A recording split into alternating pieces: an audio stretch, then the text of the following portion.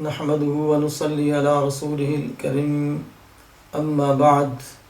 عن عمرو بن شعيب عن أبيه عن جده قال قال رسول الله صلى الله عليه وسلم مروا أولادكم بالصلاة وهم أبناء 7 سنين واضربوهم عليها وهم أبناء 10 سنين وفرقوا بينهم في المضاجع.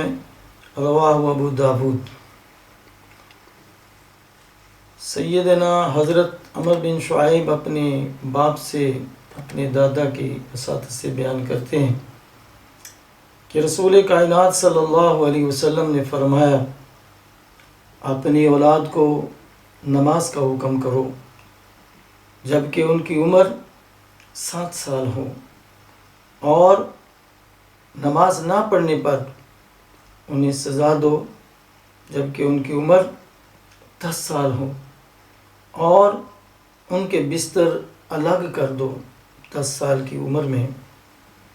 اس حدیث نبوی کو امام ابو داود رحمۃ اللہ علیہ نے بیان فرمایا ہے۔ اس حدیث سے ہمیں اس بات کا پتہ چلتا ہے کہ رسول کائنات صلی اللہ علیہ وسلم نے ہمیں حکم دیا ہے کہ اپنی اولاد کو 7 سال کی عمر میں نماز کا حکم کرنا چاہیے، اور جب ان کی عمر 10 سال ہو جائے تو پھر نماز میں کوتاہی پر انہیں سزا دینی چاہیے اور نماز کی پابندی کروانی چاہیے۔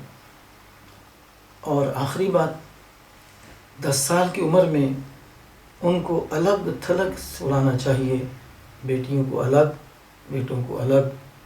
اللہ تعالیٰ سے دعا ہے اللہ کریم ہمیں بھی اس حدیث پر عمل کرتے ہوئے اپنی اولادوں کو نماز کی پابندی کروائیں، اور ہمیں توفیق دے کہ ہم اپنے بچوں کی دینی تربیت کریں۔